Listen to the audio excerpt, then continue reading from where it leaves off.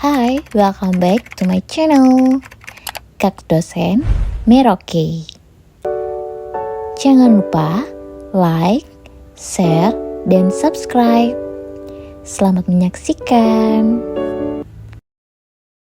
Assalamualaikum warahmatullahi wabarakatuh.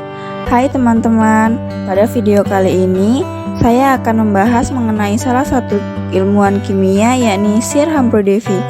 Disimak videonya ya. Baiklah, langsung saja kita bahas tentang Sir Humphrey Davy. Biografi dari seorang Sir Humphrey Davy. Ia merupakan ahli kimia yang berasal dari Inggris. Dia lahir pada tanggal 17 Desember 1778 di Penzance, Cornwall, Inggris, dan meninggal di Jenewa pada 29 Mei 1829. Bersekolah di tata bahasa pada tahun 1793 di Truro. Ia adalah seorang ahli kimia dan penemu kalium, kalsium, natrium, barium, dan boron. Mempunyai minat besar terhadap teknologi, filsafat, puisi, fasih 7 bahasa, dan menguasai beberapa ilmu lainnya. Pada tahun 1794, ayahnya meninggal dunia. Sebagai anak tertua, dia bertanggung jawab terhadap keluarganya dan magang di sebuah apotek di wilayah Penzance dan mulai mempersiapkan karirnya di bidang kedokteran.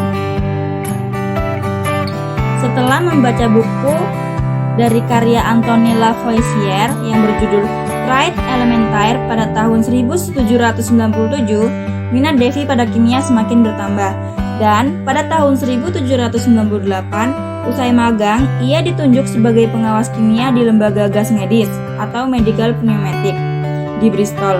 Organisasi ini melakukan studi tentang nilai medis dari berbagai gas. Disinilah Davy memulai reputasinya. Pada tahun 1800, dia menerbitkan temuannya dalam buku berjudul Research, Chemical, dan Philosophical. Kemudian di tahun berikutnya, pada 1801, Davy diangkat menjadi dosen dan profesor kimia Royal Institution di London, Inggris, untuk menyampaikan seri kuliah tahunan. Berzelius menyebutkan, kuliah Bakerian Davy tahun 1806 bertajuk On Some Chemical Techniques of Electricity, salah satu memoir terbaik yang pernah memperkaya teori kimia. Davy mendapat gelar kebangsawanan dari Kerajaan Inggris pada tahun 1812 dan menerima gelar Baron di tahun 1818 atas kontribusinya untuk negara dan umat manusia. Ia pun diangkat menjadi Presiden Royal Society of London pada tahun 1820. Pada tahun 1821, Michael Faraday diterima sebagai asistennya. Faraday membuat penemuannya sendiri yang menakjubkan. Penemuan itu adalah cikal bakal motor listrik yang dipakai di seluruh dunia hingga hari ini. Humphrey Davy termasuk salah seorang pendiri Zoological Society of London pada tahun 1826, dan sejak tahun 1827 kesehatannya mulai menurun yang kemudian meninggal pada tahun 1829 di usianya 50 tahun. Selanjutnya, penemuan gas tawa. Sir Humphrey Davy semakin dikenal karena kontribusinya terhadap salah satu penemuannya, yaitu dinitrogen oksida atau N2, yang disebut gas tertawa, yang salah satu bahan penyusunnya adalah amonium nitrat N2H4O3. Sebenarnya, senyawa kimia tersebut telah ditemukan pada tahun 1772 oleh ahli kimia dari Inggris lainnya, yaitu Joseph Priestley. Saat itu, Priestley menyatakan bahwa N2O adalah gas yang berisiko tinggi dan beracun. Meski risikonya sangat tinggi, ia tidak berhenti bereksperimen dengan oksida, nitrogen, dan amonia. Ia bahkan juga melakukan beberapa percobaan yang mengancam kesehatannya dalam jangka panjang dan bahkan nyaris merenggut nyawanya. Dibantu asistennya, yaitu Dr. Kinglake, Davy memanaskan kristal amonium nitrat, kemudian amonium nitrat dipanaskan, akan keluar gas dinitrogen oksida. Pada masa awal penelitiannya, ia menghirup sebanyak 4 liter zat N2O. Pada percobaan pertamanya itu, ia mengalami beberapa efek dari pengaruh gas tersebut. Gas tersebut membuatnya merasakan euforia karena gas itu memang memabukkan seperti narkoba. Ia juga mengalami halusinasi beberapa waktu. Selanjutnya, penemuan penting Davy dalam bidang kimia elektro. Melanjutkan penelitian Galvani dan penemuan baterai kering, ia semakin berminat mengungkap dimensi lain dari penemuan tersebut. Dekomposisi kimia pertama dengan medium baterai kering dilakukan oleh Nicholson dan Carlisle pada tahun 1800. Mereka menemukan hasil hidrogen dan oksigen dari air juga mendekomposisi solusi air dengan beragam garam umum. Ketika Davy melewatkan hantaran listrik melalui beberapa benda, ia menemukan benda-benda ini mengalami dekomposisi. Proses ini kemudian disebut elektrolisis.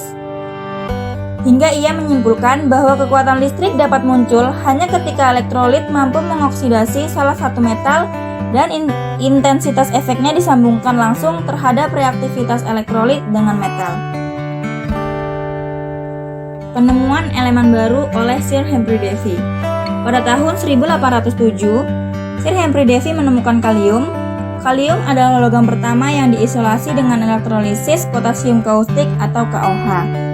Kemudian, Davy mengisolasi natrium murni di tahun yang sama melalui elektrolisis soda kaustik atau NaOH.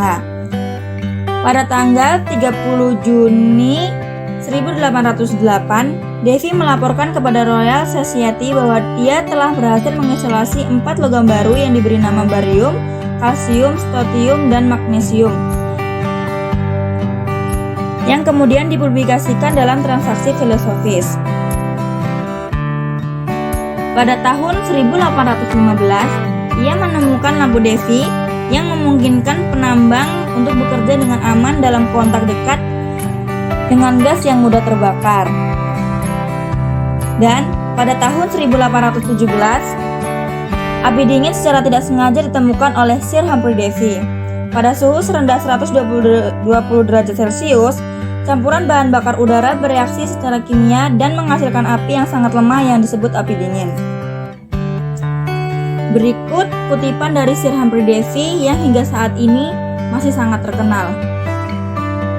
Beruntunglah ilmu pengetahuan seperti alam yang menjadi miliknya. Tidak bisa dibatasi baik oleh waktu maupun ruang.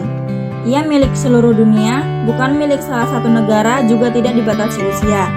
Semakin kita tahu, semakin kita merasakan kebodohan dan ketidaktahuan kita. Semakin kita juga merasa betapa besar sesuatu yang masih belum kita ungkap.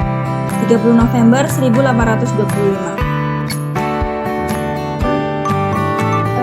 Itu tadi yang dapat saya sampaikan mengenai Sir Humphry Davy. Semoga apa yang saya sampaikan dapat bermanfaat bagi teman-teman semua dan menjadi ilmu baru bagi teman-teman semua. Terima kasih banyak. Wassalamualaikum warahmatullahi wabarakatuh.